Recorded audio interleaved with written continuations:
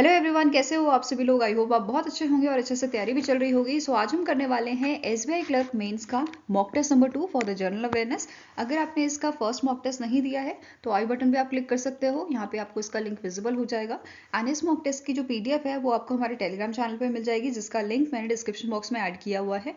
आप यहाँ से इसे ज्वाइन कर सकते हैं और पीडीएफ यहाँ से डाउनलोड कर पाएंगे। ठीक है, सो चलिए जल्दी से स्टार्ट करेंगे आज का मॉक टेस्ट। सो पहला यहाँ पे आपका क्वेश्चन है, on occasion of a national sports day, जो आपका ऑब्जर्व किया जाता है 29 अगस्त को, जिस दिन मेजर ध्यानचंद जी की बर्थ एनिवर्सरी होती है। ठीक है, अब ये इस दिन को यूनियन मिनिस्टर अनुराग सिंह ठाकुर जो हैं, इन्होंने लॉन्च किया है नेशनल स्पोर्ट्स फेडरेशन पोर्टल, जो आपका गुड गवर्नेंस के लिए लॉन्च किया गया है during the event organise at the Jawaharlal Nehru stadium, new Delhi, Delhi. What is the theme of a national sports day 2023? ठीक है, तो इस बार की आपकी थीम क्या थी, जो आपका 12th एडिशन था? तो आंसर आपका हो जाएगा it is sports are an enabler to an inclusive and fit society. तो ये आपकी 2023 की थीम थी। वेयरएज अगर हम लास्ट ईयर की थीम की बात करें तो 2022 की आपकी थीम थी मीट दी चैंपियन। ठीक है, ये ध्यान में रखना है। अब जो ये इवेंट ऑर्गेनाइज किया गया था जवाहरलाल नेहरू स्टेडियम में, यहाँ पे जो हमारे यूनियन मिनिस्टर हैं अनुराग सिंह ठाकुर, इन्होंने 3rd एडिशन लॉन्च किया था फिट इंडिया क्विज का। एंड इसके साथ साथ इन्होंने यहाँ पे एक बुकलेट भी लॉन्च की थी। ठीक है, information booklet on sports infrastructure project sanction under the Khelo India scheme. ठीक है, ये चीज आपको ध्यान में रखनी है। अब यहाँ पे हम बात कर लेते हैं मेजर ध्यानचंद जी की। नाउ नेक्स्ट आपका क्वेश्चन है, name the state that has launch a Kalaignar Magalir Urimai Thittam, a women's rights grant scheme to provide financial assistance of ₹1,000 per month for women who are recognized as a head of the family। तो answer यहाँ पे आपका हो जाएगा, इस scheme को launch किया था तमिलनाडु ने। ठीक है, answer is option number C. अब यहाँ पे एलिजिबिलिटी की बात करें तो यहाँ पे जो फैमिली है, ठीक है, फैमिली की जो एनुअल इनकम है वो आपकी 2.5 लाख से कम होनी चाहिए। ठीक है, एंड इनके पास लेस देन 5 एकड़ ऑफ वेटलैंड होना चाहिए। ठीक है, मतलब अगर 5 एकड़ से कम इनके पास वेटलैंड है तो ये एलिजिबल हैं, या फिर 10 एकड़ जो है ड्राई लैंड होना चाहिए। इसके अलावा इनकी जो आपकी कैपेसिटी इलेक्ट्रिसिटी पर ईयर की जो आपका यूसेज जो है बेसिकली वो होना चाहिए 3600 यूनिट्स का। ठीक है, इसके अलावा जो आपका जो पर्सन है, जो विमेन है, वो तमिलनाडु के रेजिडेंट होने चाहिए साथ में ही। और जो इनकी एज जो है, एज क्राइटेरिया क्या दिया गया है, इट इज अबव 21 ईयर्स। तो अगर आप विमेन हैं तमिलनाडु से एंड आप ये सारे एलिजिबिलिटी क्राइटेरिया को फॉलो करते हैं, in that case you are eligible for this scheme. Fine. Now next is, which bank recently in September introduced a innovative doorstep gold loan services for its customer in collaboration with the Sahi Bandhu? तो इनमें से कौन सा आपका bank है जिसने इस service को साही बंधु के साथ कोलैबोरेट करके लॉन्च किया है? तो answer is option number B, it is Karnataka bank. कौन सा बैंक है? कर्नाटका बैंक है। और इस सर्विस का नाम क्या रखा गया है? केबीएल स्वर्ण बंधु। ठीक है, क्या नाम है इस लोन का? केबीएल स्वर्ण बंधु। नाउ कर्नाटका बैंक के एमडी एंड सीईओ कौन है? इनका नाम है श्री कृष्णन हरिहरा शर्मा, जिसका हेडक्वार्टर आपका मैंगलुरु में लोकेटेड है, मैंगलुरु कर्नाटका में।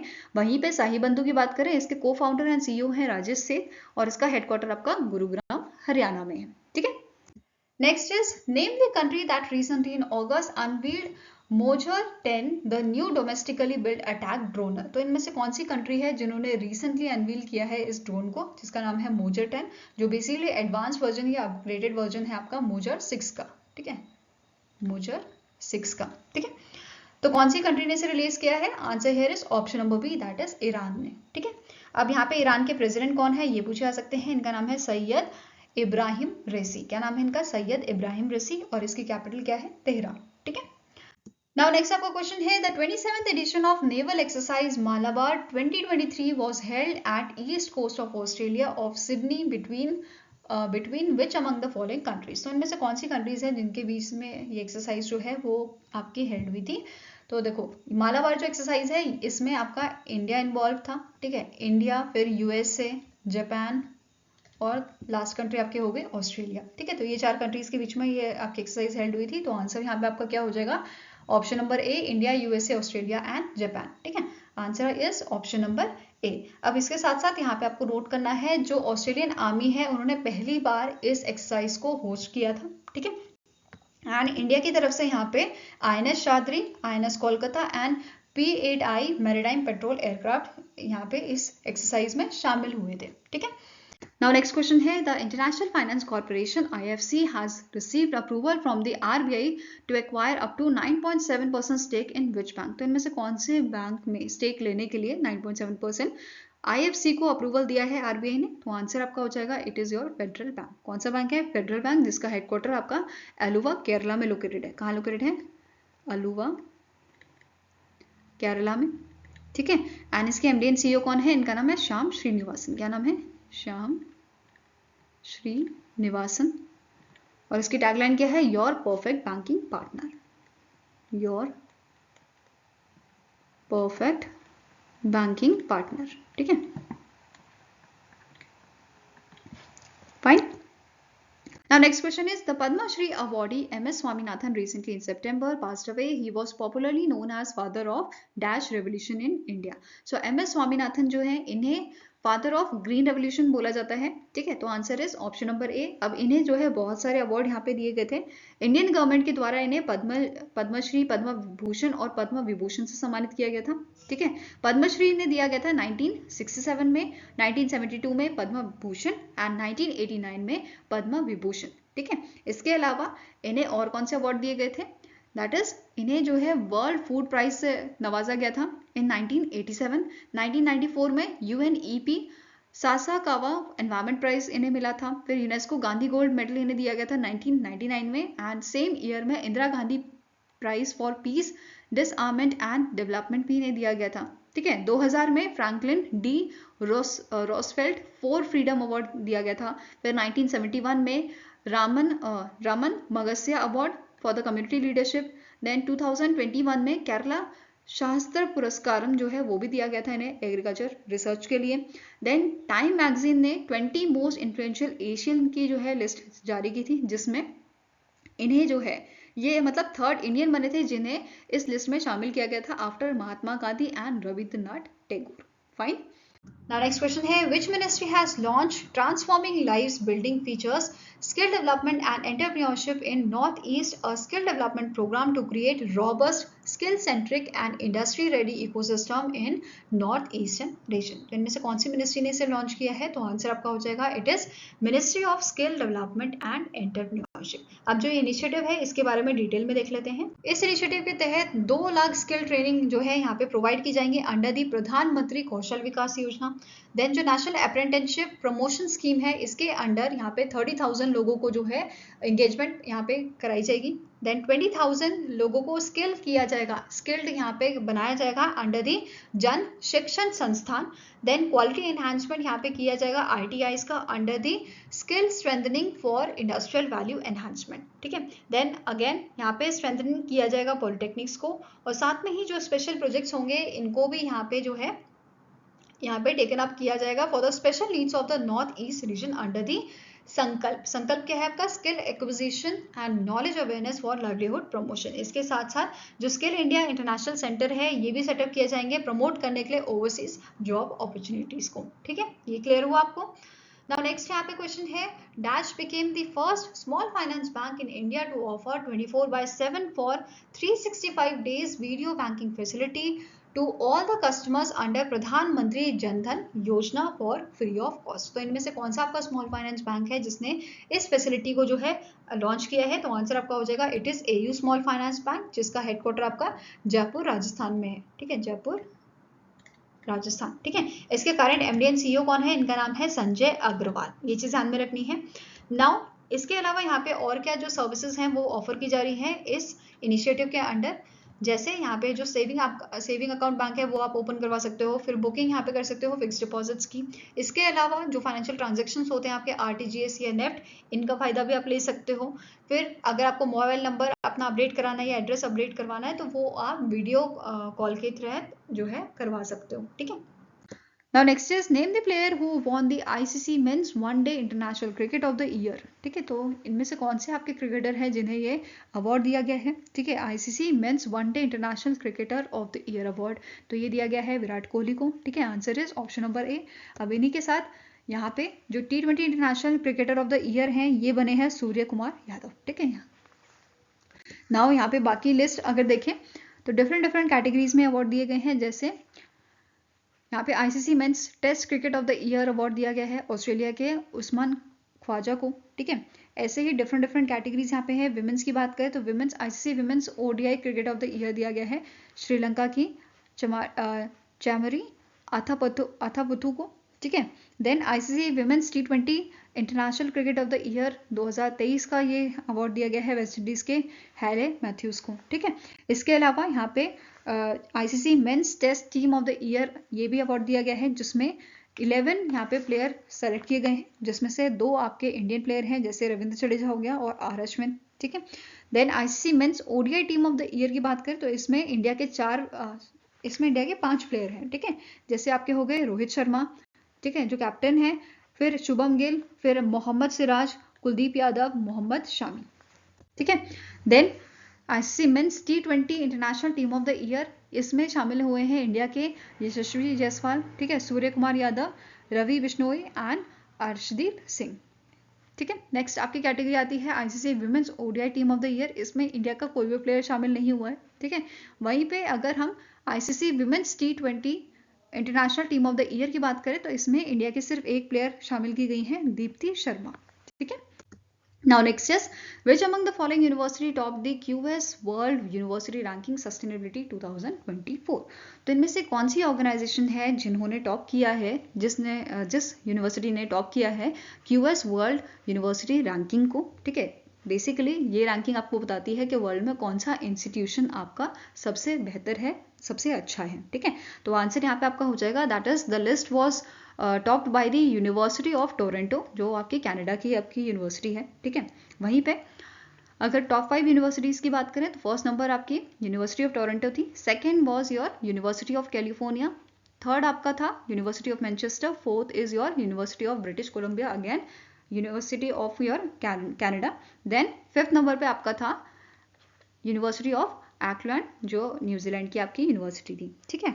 अब यहाँ पे बात कर लेते हैं क्यूएस वर्ल्ड यूनिवर्सिटी रैंकिंग जो है ये कौन से पैरामीटर्स पे, कौन सी कैटेगरीज पे दी जाती है। तो एनवायरमेंटल इम्पैक्ट, ठीक है, जिसमें आपके environmental sustainability, environmental education, environmental research, इन ये 3 इंडिकेटर्स आ जाते हैं। देन सोशल इम्पैक्ट की अगर बात करें, नेक्स्ट आपका पैरामीटर क्या है, कैटेगरी कौन सी आ जाती है, सोशल इम्पैक्ट, जिसमें फर्दर आपके 5 इंडिकेटर होते हैं, equality, knowledge exchange, impact of education, employability and outcome and health and wellbeing.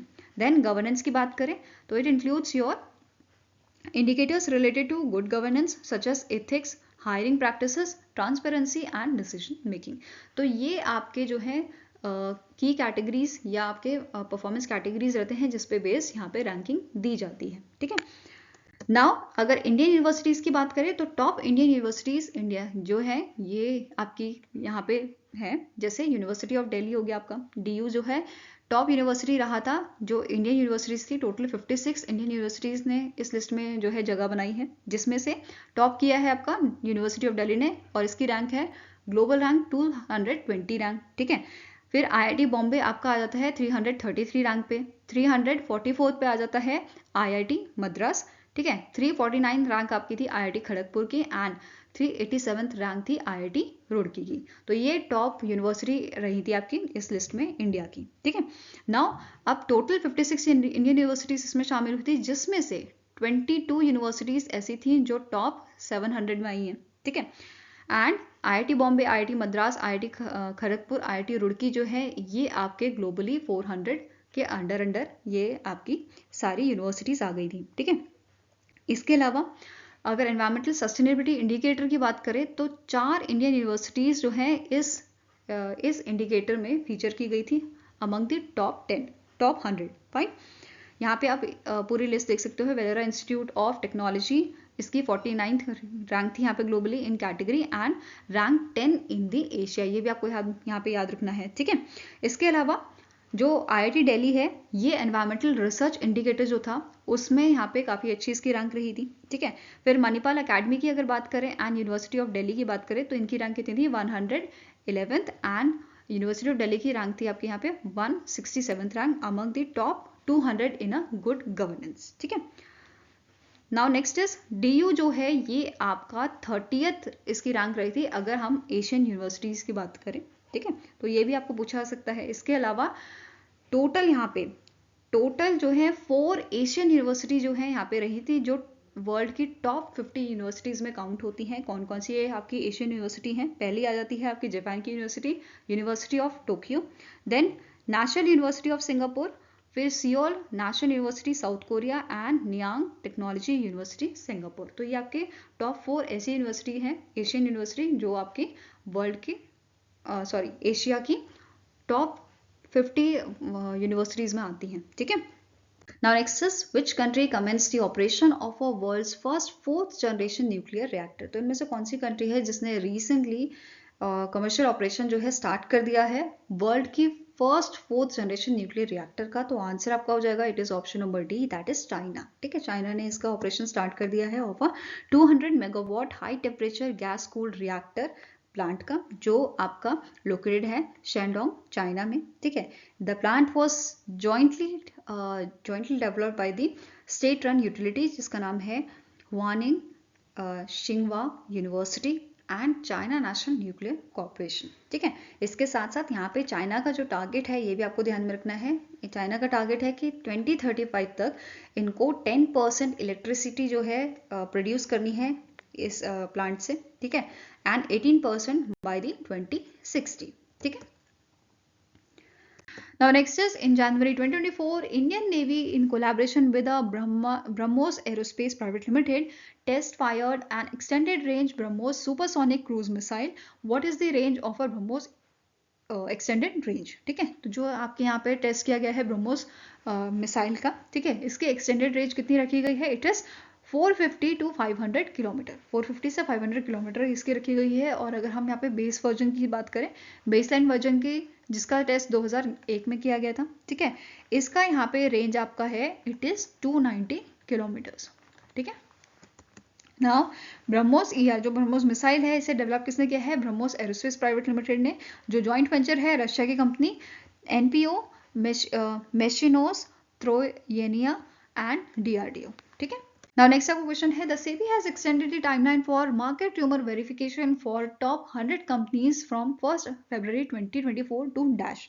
तो देखो सेबी ने यहाँ पे क्या बोला है कि अगर मार्केट रूमर कोई फैलती है, जैसे फॉर एग्जांपल यहाँ पे कंपनी ए है जो लिस्टेड है सेबी के साथ, ठीक है, ये टॉप 100 में आ रही है आपकी। ठीक है, तो यहाँ पे अगर इसके बारे में कोई रूमर फैलती है कि जैसे फॉर एग्जांपल कि इसके स्टॉक्स बढ़ने वाले हैं, ठीक है, लोगों ने रूमर फैला दी। ठीक है, अब इससे क्या होगा, यहाँ पे मार्केट में उथल पुथल तो होएगी। ठीक है, मार्केट में चेंजेस आएंगे। तो सेबी ने यहाँ पे क्या बोला है, अगर कोई मार्केट रूमर फैलती है तो आपको उसे हमें कंफर्म करना है।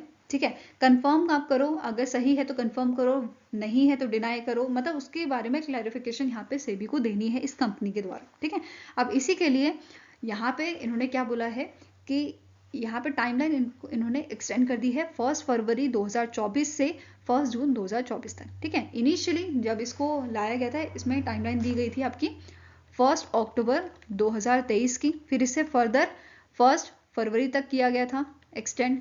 ठीक है, अब इसे दोबारा एक्सटेंड किया गया है 1 जून तक। तो ये आपको ध्यान में रखना है, ये टॉप 100 कंपनीज के लिए है। ऐसे ही टॉप 50 कंपनीज के लिए यहाँ पे इसे जो है 1 दिसंबर 2024 तक का यहाँ पे टाइम दिया गया है फॉर मार्केट रूमर वेरिफिकेशन के लिए। ठीक है, ये चीज ध्यान में रखनी है। Fine, now next is in January 2024 the World Bank has launched a 7-year $1 million principal protected plastic waste reduction linked bond to tackle plastic pollution। तो यहाँ पे वर्ल्ड बैंक ने कितना अमाउंट का ये बॉन्ड जो है वो लॉन्च किया है? 7 ईयर बॉन्ड। तो आंसर आपका हो जाएगा it is of $100 million bond. ठीक है, किस चीज के लिए? टैकल करने के लिए प्लास्टिक पॉल्यूशन को। ठीक है, अब ये जो बॉन्ड है ये लिस्ट किया गया है आपका लग्जमबर्ग स्टॉक एक्सचेंज में। ठीक है, and it is expected to be rated as AAA by Standard and Poor's। ठीक है, now next question है, which among the following COVID-19 vaccine received the emergency use listing from World Health Organization। तो इनमें से कौन सी आपकी vaccine रहेगी ये? इसका आंसर आपका है कोर्बीवैक्स। ठीक है, इस कोर्बीवैक्स वैक्सीन को जो है डेवलप किया था बायोलॉजिकल ई लिमिटेड ने। ठीक है, एंड अभी इसे इमरजेंसी यूज लिस्टिंग में डाल दिया गया है WHO के द्वारा। ठीक है, और अभी बात करते हैं कोर्बीवैक्स की। कोर्बीवैक्स जो है इंडिया की पहली इंडिजियसली डेवलप्ड कोविड-19 वैक्सीन थी। ठीक है, which is based on the protein सब unit platform and it was approved by the India. किस चीज के लिए? For restricted use in emergency for adults, adolescents and for the young children. ठीक है, तो ये सारी चीजें ध्यान में रखनी है। Now next is, which country has been elected as a first vice chair of a subcommittee on fisheries management, that is SCFM, of the Food and Agriculture Organization of the United Nations Committee on Fisheries, ठीक है, that is COFI। Fine, तो इनमें से कौन सी country है जिसे elect किया गया है पहला वाइस चेयर आपका सब कमिटी ऑन फिशरीज मैनेजमेंट के लिए? तो आंसर आपका हो जाएगा इट इज इंडिया। ठीक है, आंसर आपका है ऑप्शन नंबर ए। और यहाँ पे पहले वाइस चेयरपर्सन इलेक्ट किए गए हैं, इनका नाम है डॉक्टर पी बालाजी। ठीक है, ये याद रखना है, यहाँ पे आप इनकी इमेज देख सकते हो। ठीक है, अब यहाँ पे FAO के बारे में बात करें तो आपका फूड एंड एग्रीकल्चर ऑर्गेनाइजेशन जो है, इसके आपके डायरेक्टर जनरल करेंटली है क्यू डोंग यू। ठीक है, हेडक्वार्टर इसका आपका रोम इटली में लोकेटेड है एंड इसे 1945 में स्टैब्लिश किया गया था। ठीक है, इसी के साथ आपको नोट करना है इंडिया जो है, ठीक है, India will serve the member of a FAO fisheries bureau on capture fisheries for the first time in the last 57 years. ठीक है, now next is, which country became the world's fourth largest stock market by market capitalization? तो इनमें से कौन सी आपकी country है जो फोर्थ लार्जेस्ट स्टॉक मार्केट आपकी कंट्री बनी है as per the market capitalisation? तो answer is option number A, that is India. और इंडिया से पहले कौन कौन सी आपकी कंट्रीज हैं? तो ये आपकी हैं USA। ठीक है, USA पहले नंबर पे है, China second, third Japan, fourth आपकी इंडिया। और इंडिया ने यहाँ पे जो है इंडिया ने ओवरटेक किया है आपका हांगकांग को। ठीक है, जो आप 5th नंबर पे है। फाइन, अब इंडिया की यहाँ पे कंबाइंड वैल्यू शेयर कितने हैं? इट इज 4.33 ट्रिलियन और हांगकांग के कितने थे? 4.29 ट्रिलियन। ठीक है, जिसे इंडिया ने जो है अभी सक्सीड किया है और आप कह सकते हो कि रिप्लेस किया है एट द 4th प्लेस। ठीक है, now next is, which among the following option is correct regarding the World AIDS Day report 2023 that was released in November 2023? ठीक है, तो वर्ल्ड एड्स डे जो है वैसे हम 1 दिसंबर को मनाते हैं, पर इससे पहले इस रिपोर्ट को जो है रिलीज किया गया था। ठीक है, इस रिपोर्ट में क्या क्या चीज मेंशन की गई थी वो देख लेते हैं। जैसे the joint united nation programme on a human immunodeficiency virus, that is HIV, और acquired immunodeficiency syndrome, that is AIDS, released the World AIDS Day Report 2023 titled Let Communities Lead। ठीक है, सेकेंड स्टेटमेंट है, the report highlighted that AIDS can be ended as a public health threat by 2030 if only frontline communities get full support from the government and donors. Third आपका statement है, the report was launch in London UK at the world AIDS day event hosted by the stop AIDS, a civil society organisation. Then आपका next statement क्या है? Next आपका option है both A and B and all A, B and C। तो यहाँ पे आपको बताना है कौन सा करेक्ट ऑप्शन है इनमें से। तो answer is option number E, all A, B and C are correct. ठीक है, अब यहाँ पे स्टार्टिंग इन्फॉर्मेशन देख लेते हैं। दैट इज जो UN एड ऑर्गेनाइजेशन है जिन्होंने इस रिपोर्ट को रिलीज किया है, इसके एग्जीक्यूटिव डायरेक्टर कौन है? इनका नाम है विनी बेन ईमा और इसका हेडक्वार्टर आपका लोकेटेड है जिनेवा, स्विट्जरलैंड में। ठीक है, इसके अलावा आपको इंपॉर्टेंट यहाँ पे स्टेटमेंट्स नोट करनी है। जैसे 2015 में जो यूनाइटेड नेशन है इन्होंने स्टैब्लिश किया था एक टारगेट कि एड्स को एलिमिनेट करना है हमें as a public threat by 2030। ठीक है, इसके साथ साथ 2021 में एक यहाँ पे मीटिंग हुई थी, united nation high level meeting on AIDS, जहाँ पे इन्होंने एक पॉलिटिकल डिक्लेरेशन अडॉप्ट किया था विच वॉज कि 2025 तक community led organisation should deliver. First point is 30% testing and treatment services. Second आपका पॉइंट है that is 80% of HIV prevention services for high risk populations at a high risk of infection. ठीक है, third condition is your 60% of programme support societal changes that enable an effective and sustainable HIV response. तो ये सारी चीजें 2025 तक जो है इन्हें इस डिक्लेरेशन में इन्होंने अडॉप्ट की हैं। ठीक है, नाउ नेक्स्ट आपका क्वेश्चन है, which company has secured the second type certificate for medium category drones from the DGCA, directorate general of civil aviation? तो इनमें से कौन सी आपकी जो है ड्रोन कंपनी है, एरोस्पेस कंपनी है, ठीक है, जिन्होंने यहाँ पे जिनको बेसिकली सेकेंड टाइप सर्टिफिकेट यहाँ पे दिया गया है मीडियम कैटेगरी ड्रोन्स के लिए बाय द DGCA? तो आंसर आपका हो जाएगा it is option number C, Garuda aerospace. ठीक है, ये जो कंपनी है इसके फाउंडर एंड CEO आपके हैं अग्निश्वर जयप्रकाश, जिनकी इमेज आप यहाँ पे देख सकते हो। ठीक है, और इसे 2015 में स्टैब्लिश किया गया था इस कंपनी को। ठीक है, Now next question है which among the following small finance bank partnered with water.org to offer accessible financing solution for water and sanitation solution। तो इनमें से कौन सा स्मॉल फाइनेंस बैंक है जिसने रिसेंटली पार्टनरशिप की है आपकी water.org के साथ, किस चीज के लिए? For financing for accessible financing solution water and sanitation solutions के लिए, या वाटर और सैनिटेशन हाइजीन के लिए यहाँ पे लोन बेसिकली प्रोवाइड करने के लिए स्मॉल फाइनेंस बैंक के साथ पार्टनरशिप की गई है। ठीक है, तो आंसर यहाँ पे आपका हो जाएगा it is your Ujjivan small finance bank. ठीक है, answer here is option number D.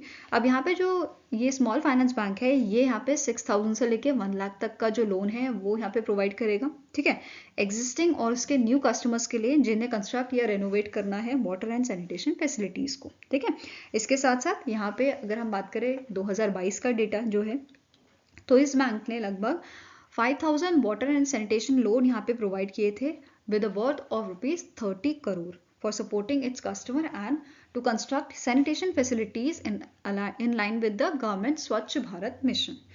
ठीक है, नाउ अब बात कर लेते हैं स्टैटिक इन्फॉर्मेशन की। जो उज्जीवन स्मॉल फाइनेंस बैंक है इसके आपके एमडी सीईओ कौन है? इनका नाम है इतिरा डेविस एंड इसका हेडक्वार्टर आपका बेंगलुरु कर्नाटका में लोकेटेड है। वहीं पे water.org की बात की जाए, इसके को फाउंडर एंड सीईओ कौन है? इनका नाम है ग्रे वाइट एंड इसका हेडक्वार्टर आपका मिसौरी यूएसए में लोकेटेड है। ठीक है, Now next आपका क्वेश्चन है as per the report by the Worldline India titled India's Digital Payment Annual Report 2022 which Indian city has done the highest number of digital transaction across India in 2022। So answer यहाँ पे आपका हो जाएगा option number A, that is Bengaluru ने यहाँ पे सबसे ज्यादा ट्रांजेक्शन जो है 2022 में की थी ऑनलाइन, या बोल सकते हो डिजिटल ट्रांजेक्शन। ठीक है, सेकंड नंबर की बात करें तो सेकंड नंबर पे आपका आता है Delhi, third is your Mumbai, fourth Pune and fifth is your Chennai. अब यहाँ पे हम इनकी अगर ट्रांजेक्शन का नंबर देखें तो बेंगलुरु में सबसे ज्यादा ट्रांजेक्शन की है, that is 29 million transaction which is worth is your 6,500 crore. Next is new Delhi 19.6 million 5,000 crore.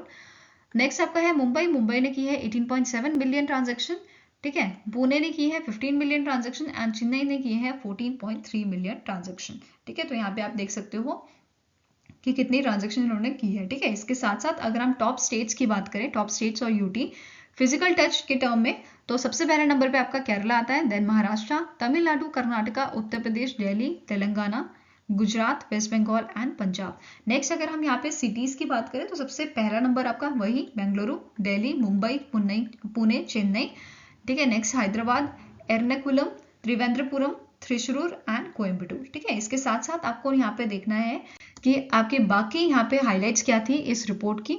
जैसे पहला आपका स्टेटमेंट क्या है कि यूपीआई जो है सबसे ज्यादा प्रेफर किया गया था for the digital payment in 2022। ठीक है, नाउ नेक्स्ट यहाँ पे आपका जो नोट करना है आपको कि सबसे ज्यादा जो डिजिटल ट्रांजेक्शन की गई है वो कौन सी एप्स हैं। तो पहले नंबर पे आपका नाम आता है फोन पे का, देन गूगल पे, Paytm payment bank app, Amazon पे एंड एक्सिस बैंक। ठीक है, नेक्स्ट यूपीआई रेमिटर बैंक्स की बात करें तो सबसे पहला नंबर यहाँ पे आपका आता है एसबीआई का, HDFC bank, bank of Baroda, union bank of India and ICICI bank. And top UPI beneficiary banks की बात करें तो it is Paytm payment bank, yes bank, SBI, axis bank and ICICI bank. इसके साथ साथ अगर यहाँ पे 2022 के हम देखें transaction from the mobile wallet, तो ये आपका देखा गया था 5.87 बिलियन का। ठीक है, ये चीज याद रखनी है, which is equals to your 2.25 trillion। ठीक है, नेक्स्ट आपका क्वेश्चन है the government of India target to achieve the 20% ethanol blending in petrol advance from dash to 2025-2026। तो हमारा जो टारगेट था वो था 2030 का, अब इसे कम करके कितना कर दिया गया है 2025-2026 कर दिया गया है for achieving the 20% ethanol blending in petrol. ठीक है, Now next question है which insurance company signed a contract with the government of Meghalaya for implementation of the Mega Health Insurance Scheme। कौन सी स्कीम है? Mega health insurance scheme and Ayushman Bharat प्रधानमंत्री Jan Arogya Yojana phase 6 इन मेघालय। तो इनमें से कौन सा आपका जो है जनरल इंश्योरेंस कंपनी है जिन्होंने इनके साथ कॉन्ट्रैक्ट साइन किया है? तो आंसर आपका हो जाएगा Reliance general insurance company limited. ठीक है, Reliance general insurance company limited, जिसके आपके सीईओ कौन है? इनका नाम है राकेश जैन। क्या नाम है? Rakesh Jain. He is the current CEO of your Reliance general insurance. और इसका हेडक्वार्टर कहाँ पे लोकेटेड है? ये लोकेटेड है आपका मुंबई, महाराष्ट्र में। ठीक है, Now next आपका क्वेश्चन है which state has announced India's first breakfast scheme for government school student। तो बेसिकली जो आपके फर्स्ट टू फिफ्थ क्लास के स्टूडेंट्स होते हैं उनको यहाँ पे ब्रेकफास्ट दिया जाएगा। ठीक है, अब कौन से स्टेट ने इसे लॉन्च किया है? कौन सा स्टेट पहला स्टेट बना है जिसने इस स्कीम को लॉन्च किया है? तो answer is option number B, that is Tamil Nadu. और तमिलनाडु आपका फर्स्ट स्टेट था जिसने सबसे पहले मिड डे मील जो है स्टार्ट किया था 1922 में। तो ये भी ध्यान में रखना है आपको, ठीक है। एंड इनके सीएम ने, मतलब तमिलनाडु के सीएम ने इसे लॉन्च किया था, तो इनका नाम आपको पता होना चाहिए, विच इज MK स्टैलिन, ठीक है। Now next question है, which among the following scheme has completed 9 year of successful implementation on 28 August 2023? तो इनमें से कौन सी स्कीम है जिससे 9 साल कंप्लीट हो गए हैं 2023 में? तो आंसर इज ऑप्शन नंबर ए, प्रधानमंत्री जन धन योजना, ठीक है। अब इस स्कीम के बारे में देख लेते हैं। इसे 28 अगस्त 2014 को लॉन्च किया गया था, ठीक है। अब जो ये स्कीम थी, इस स्कीम के तहत ऐसे पर्सन जिनके पास अकाउंट नहीं, मतलब बैंक अकाउंट नहीं था, उनके बैंक अकाउंट यहाँ पे ओपन कराए गए थे, ठीक है। साथ में यहाँ पे क्या क्या फैसिलिटीज या बेनिफिट्स इनको इस स्कीम के अंडर दिए गए थे, जैसे मिनिमम बैलेंस यहाँ पे रिक्वायर्ड नहीं था, मेंटेन करना जरूरी नहीं था, ठीक है। साथ में ही इसमें जो भी आप पैसा रखोगे उसमें इंटरेस्ट लगेगा, एंड इसमें जो है रुपए डेबिट कार्ड भी प्रोवाइड किया जाएगा अकाउंट होल्डर को, ठीक है। इसके साथ साथ यहाँ पे एक्सीडेंट इंश्योरेंस कवर, ये इनिशियली जो है 1 लाख का प्रोवाइड किया जा रहा था, बट 2018 के बाद इसे 2 लाख कर दिया गया था, ठीक है। एंड ऑल्सो ओवरड्राफ्ट फैसिलिटी यहाँ पे प्रोवाइड की जा रही थी अप टू 10,000 रुपीज की, ठीक है, जो भी आपके एलिजिबल अकाउंट होल्डर हैं उनको, ठीक है। तो ये सारे बेनिफिट्स यहाँ पे प्रोवाइड किए गए थे अंडर दिस स्कीम, जिसे अभी 9 ईयर्स कंप्लीट हो गए हैं, ठीक है। नेक्स्ट आपका क्वेश्चन है, recently in August India sign an MOU with which country for a open sky policy? तो आंसर यहाँ पे आपका हो जाएगा option number A, that is India ने इन मंथ ऑफ अगस्त साइन किया है MOU ओपन स्काई पॉलिसी के तहत न्यूजीलैंड के साथ। अब यहाँ पे न्यूजीलैंड की जो एयरलाइंस है एंड जो इंडिया की एयरलाइंस है, ये एक दूसरे के कंट्री में इजीली ऑपरेट कर सकती हैं, ठीक है। अब इंडिया की कौन कौन सी आपकी जो सिटीज हैं जो यहाँ पे मेंशन की गई हैं कि उसमें न्यूजीलैंड की आपकी डेजिग्नेटेड एयरलाइन ऑपरेट कर सकती हैं, ठीक है। जैसे आपका न्यू दिल्ली हो गया, फिर मुंबई, बेंगलुरु, चेन्नई, हैदराबाद, कोलकाता, ठीक है। तो ये सारे आपके सिटीज हैं इंडिया के जहाँ पे ये न्यूजीलैंड की एयरलाइन, डेजिग्नेटेड एयरलाइन ऑपरेट कर सकती हैं रिस्ट्रिक्टेड सर्विसेज, ठीक है। इसके अलावा इंडिया जो न्यूजीलैंड है, न्यूजीलैंड की भी कुछ सिटीज हैं जिनमें इंडिया जो है इजिली ट्रैवल कर सकता है, ठीक है। ये चीज आपको ध्यान में रखनी है। नेक्स्ट आपका क्वेश्चन है, हिंदी दिवस या Hindi day is annually observe across India on dash to commemorate the adoption of a Hindi as official language of India? तो इनमें से कौन सा आपका तारीख है जिस दिन हम ऑब्जर्व करते हैं हिंदी दिवस या हिंदी डे? आंसर आपका क्या है? It is option number D, 14 सितंबर को हम ऑब्जर्व करते हैं आपका हिंदी दिवस, हिंदी डे। और सबसे पहले आपका हिंदी दिवस जो है कौन से दिन मनाया गया था? 14 सितंबर 1953 को, ठीक है। इसके अलावा हमें नोट करना है, हिंदी दिवस के दिन 2 आपके अवार्ड जो हैं वो दिए जाते हैं, ठीक है, विच इज राजभाषा कीर्ति अवार्ड, एंड दूसरा पुरस्कार आपका होता है राजभाषा गौरव पुरस्कार। तो राजभाषा कीर्ति अवार्ड जो है वो दिया गया है सेंट्रल बैंक को, ठीक है, सेंट्रल बैंक ऑफ इंडिया को इसे दिया गया है। किस चीज के लिए? For implementation of the official language policy of a government of India for the financial year 2022-2023। वहीं पे राजभाषा गौरव पुरस्कार की बात की जाए तो ये 2022-2023 का अवार्ड दिया गया है प्रोफेसर अतुल जोशी को, जो हेड ऑफ डिपार्टमेंट है commerce, head of department of commerce at Kumaon university, ठीक है। अब इन्होंने यहाँ पे एक फंडामेंटल बुक लिखी थी जो हिंदी में लिखी गई है in a field of a knowledge science, इसी वजह से इनको ये अवार्ड दिया गया है, ठीक है। Now next आपको क्वेश्चन है, recently in September India becomes the dash country to issue a internationally acceptable OIML, International Organization of a Legal Metrology Pattern Approval Certificate for selling weights and measures anywhere in the world। तो देखो India जो है ये 13 country बना है जो issue कर सकता है अब OIML certificates, pattern approval certificates, ठीक है। बेसिकली OIML क्या है? OIML के एक स्टैंडर्ड होते हैं, ठीक है। ये एक तरह से आप बोल सकते हो ये स्टैंडर्ड आपको देता है, जिस स्टैंडर्ड के अकॉर्डिंग अगर आप चीजें बनाओगे तो ये आप देश भर में इसको सेल कर सकते हो, बेच सकते हो, ठीक है। अगर देखो एक एग्जांपल लेते हैं, जैसे मेरी कंपनी है जो आपका वेइंग मशीन बनाती है। अब ये वेइंग मशीन अगर मैं इंडिया के अकॉर्डिंग बनाऊं, क्योंकि इंडिया में वेट हम केजीज में नापते हैं, ठीक है, तो यहाँ पे ये आपका पूरे इंडिया में इसे मैं बेच सकती हूँ, ये एक्सेप्टेबल होगी। वहीं अगर मेरे को ये मशीन विदेशों में बेचनी है तो मुझे उनके स्टैंडर्ड्स के अकॉर्डिंग से बनाना पड़ेगा, ठीक है। तो OIML जो है ये एक स्टैंडर्ड प्रोवाइड करता है, जहां पे अगर आपकी जो मशीन है वो इस स्टैंडर्ड्स को फॉलो करती है, देन आप जो है इसको वर्ल्ड में कहीं भी बेच सकते हो। आई होप ये आपको क्लियर होगा, ठीक है। अब इंडिया जो है OIML सर्टिफिकेट प्रोवाइड कर रहा है, तो इंडिया को इससे फायदा क्या है? देखो अब इंडिया के जो मैन्युफैक्चरर हैं वो पहले बाहर देशों में जाते थे अप्रूवल के लिए, तो उनका टाइम खराब होता था और उनका पैसा जो है जाता था। ठीक है, अब यहाँ पे क्या होगा, इंडिया अगर प्रोवाइड कर रहा है OIML सर्टिफिकेट्स, तो इंडिया में ही जल्दी से जल्दी उनको जो है सर्टिफिकेट मिल जाएगा। ठीक है, यहाँ पे डोमेस्टिक मैन्युफैक्चरर्स जो हैं उनको फ़ायदा होने वाला है।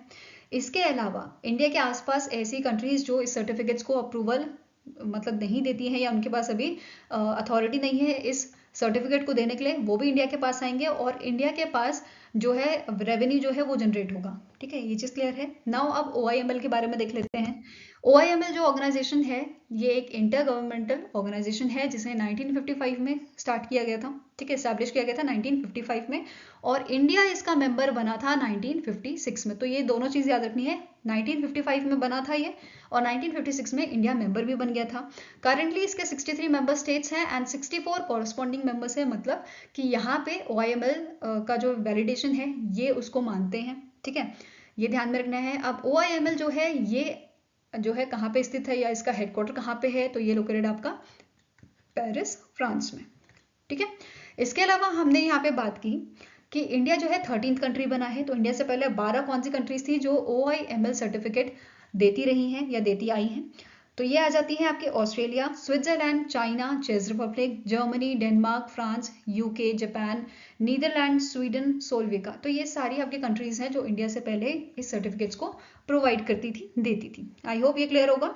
Now next आपका क्वेश्चन है, the NPCI in collaboration with which company unveiled the RuPay on the go, that is OTG ring, जिसका नाम रखा गया है 7 ring, the first contactless payment wearable ring that which is made in India. So India ने जो है made in India की जो कॉन्टैक्टलेस रिंग है, ठीक है, जैसे हमारा कॉन्टैक्टलेस कार्ड होता है आपका, ठीक है, वैसे ही अब यहाँ पे रिंग के रूप में इसे लॉन्च किया गया है, जिसके थ्रू आप अपने वॉलेट से पेमेंट कर सकते हो। ठीक है, तो यहाँ पे NPCI ने कौन सी कंपनी के साथ मिलकर इसे लॉन्च किया है, OTG रिंग को। It is done with the help of a live quick technology. ठीक है, live quick technology private limited के साथ मिलकर NPCI ने इसे लॉन्च किया है। अब यहाँ पे कौन पर्सन जो है एलिजिबल है इस OTG रिंग के लिए, तो ऐसे पर्सन जो 18 ईयर्स से ज़्यादा के हैं, ठीक है, प्लस इनका UPI address, active UPI address है। ठीक है, ये ध्यान में रखना है, एक तो 18 ईयर्स से ज़्यादा होने चाहिए, प्लस इनका एक्टिव UPI एड्रेस होना चाहिए, वही इस रिंग के लिए एलिजिबल हैं। ठीक है, साथ में यहाँ पे आपको नोट करना है इसका लिमिट क्राइटेरिया क्या है, on the basis of KYC। अगर आपकी जो KYC है ये मिनिमम है, इन दैट केस यहाँ पे मंथली ट्रांजेक्शन लिमिट आपकी है 10,000 रुपीज़ की। वहीं पे अगर आपका फुल KYC है तो मंथली ट्रांजेक्शन लिमिट यहाँ पे 2 लाख की हो जाती है। ठीक है, इसके अलावा नाउ 7 रिंग के बारे में देख लेते हैं। इसमें मटेरियल यूज किया गया है आपका जर्कोनिया क्रेमिक, जिसका फॉर्मूला आपका है ZrO2, और ये आपका काफी स्ट्रॉन्ग मटेरियल है and it is a scratch resistant material जो एरोस्पेस एप्लीकेशंस में भी यूज किया जाता है। इसके साथ साथ यहाँ पे जो नेशनल कॉमन मोबिलिटी कार्ड के कस्टमर्स हैं या होल्डर्स हैं, कार्ड होल्डर्स, वो भी इस रिंग को यूज कर सकते हैं ट्रांजेक्शन पर्पज के लिए। ठीक है, इसके अलावा यहाँ पे इस रिंग की जो ट्रांजेक्शन है उसको ट्रैक करने के लिए कॉम्प्रिहेंसिव पासबुक फीचर भी अलाउ किया गया है। एंड यहाँ पे अगर रेंज की हम बात करें तो जो डिवाइस है, डिवाइस से आपके 4 सेंटीमीटर तक की रेंज में ये वर्क करेगा। ये आपकी जो OTG रिंग है ये 4 सेंटीमीटर की रेंज तक वर्क कर सकती है।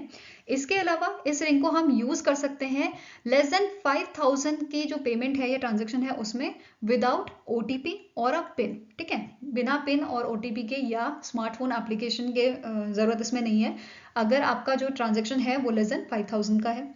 इसके अलावा यहाँ पे इसे चार्ज करने की जरूरत नहीं है, जो POS मशीन होती है उसी से ये पावर ले लेता है और ये आसानी से काम कर लेता है। और इसमें कौन सी टेक्नोलॉजी यूज की गई है, तो नियर फील्ड कम्युनिकेशन टेक्नोलॉजी इसमें यूज की गई है। ठीक है, which is EMV co certified and it contains a same security standard which are used in a payments instrument worldwide by all the leading network। तो यहाँ पे सिक्योरिटी का भी कोई झंझट नहीं है, अगर आप सोच रहे हैं सेफ नहीं है तो ये प्रॉपरली अच्छे स्टैंडर्ड्स यहाँ पे सिक्योरिटी स्टैंडर्ड जो है उसको फॉलो करती है। ठीक है, नाउ नेक्स्ट आपका क्वेश्चन है, the union minister Parshottam Rupala ने लॉन्च किया है श्रिम्प क्रॉप इंश्योरेंस स्कीम। ठीक है, shrimp crop insurance scheme developed by the agriculture insurance company of India, that is AIC, जो लोकेटेड है आपकी न्यू दिल्ली में। ठीक है, एंड इसके करंटली CMD कौन है, इनका नाम है आपका गिरिजा। ठीक है, गिरिजा सुब्रमण्यन। ठीक है, नाउ जो AIC है, एग्रीकल्चर इंश्योरेंस कंपनी, इन्होंने कौन से यहाँ पे कौन से इंस्टीट्यूट के साथ मिलके, कौन से इंस्टीट्यूट के सपोर्ट के साथ मिलके डेवलप किया है आपका श्रिम्प क्रॉप इंश्योरेंस, जिसे पुरुषोत्तम रूपाला जी ने लॉन्च किया है? तो आंसर यहाँ पे आपका हो जाएगा it is ICAR, central institute brackish water aquaculture. ठीक है, इस इंस्टीट्यूट के साथ मिलके, इस ऑर्गेनाइजेशन के साथ मिलके AIC ने इस स्कीम को लॉन्च किया है, श्रिम्प क्रॉप इंश्योरेंस स्कीम को। ठीक है, जो लॉन्च की गई थी during the ICAR CIBA's second edition shrimp farmers conclave 2023, जो आपकी नवसरी गुजरात में हेल्ड हुई थी। ठीक है, इसके अलावा यहाँ पे हमें नोट करना है दैट इज जो आपकी एग्रीकल्चर इंश्योरेंस कंपनी है, इन्होंने इनका जो आपका बेसिकली स्कीम है that is shrimp crop insurance scheme, इसके अंडर आपके आ जाते हैं ब्लैक टाइगर प्रॉन। ठीक है, कौन सा आ जाता है? ब्लैक टाइगर प्रॉन आ जाता है, व्हाइट लेग श्रिम्प आ जाता है और स्कैम्पी आ जाता है। ठीक है, तो ये तीनों इस स्कीम के अंडर आ जाते हैं। इसके साथ साथ यहाँ पे अगर इंश्योरेंस कवरेज की बात की जाए तो इसे एक्सटेंड किया जा सकता है 130 डेज तक, या फिर जब तक जो श्रिम्प्स हैं वो फुली मैच्योर नहीं हो जाते तब तक इसे एक्सटेंड भी किया जा सकता है। ठीक है, आई होप गाइज आपको ये वीडियो पसंद आया हो। अगर पसंद आया तो लाइक एंड शेयर जरूर कीजिएगा और हमारे साथ जुड़ने के लिए हमारे चैनल को सब्सक्राइब कीजिएगा। अगर आपके कुछ सजेशन है तो आप हमें मेल कर सकते हो benchmarkstudy007@gmail.com पे, या फिर आप हमें कमेंट सेक्शन में भी लिख सकते हैं। And please let me know in the comment section कि आउट ऑफ 30 आपका कितना स्कोर आया है। ठीक है, सो चलिए मिलेंगे ऐसे ही नेक्स्ट वीडियो के साथ। Till then take care, have a nice day and all the best for your preparations.